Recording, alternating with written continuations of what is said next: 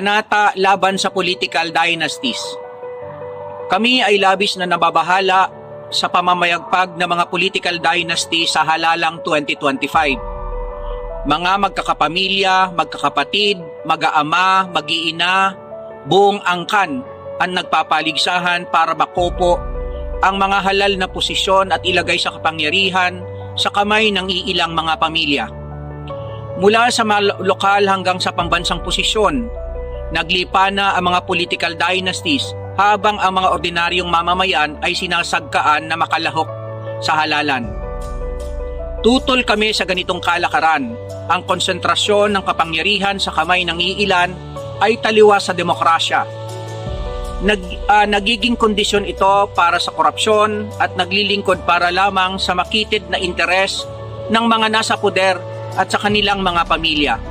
Hindi uunlad ang ating bansa kung puro dynasties ang namumuno habang hindi napakikinggan ang boses ng karamihan.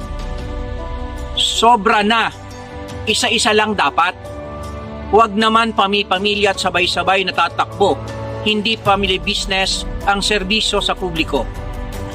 Kami ang mga kandidato at namamanata na kapag nahalal, walang miyembro ng aming kagyat na pamilya ang tatakbo sa iba pang halal na posisyon, pambansa man o lokal. Kami ay nangangako na maghahain o susuportahan ang anti-dynasty bill alinsunod sa prinsipyo na itinatakda ng konstitusyon, gayon din sa anumang inisyatiba para ipagbawal ang mga political dynasties. Ang pagbabago ay dapat simulan naming mga tumatakbong kandidato.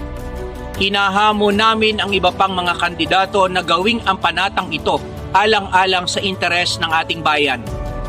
Higit sa lahat, nananawagan kami sa taong bayan na itakwil ang political dynasties at maghalal na mga tunay na kinatawan sa interes ng mamamayan.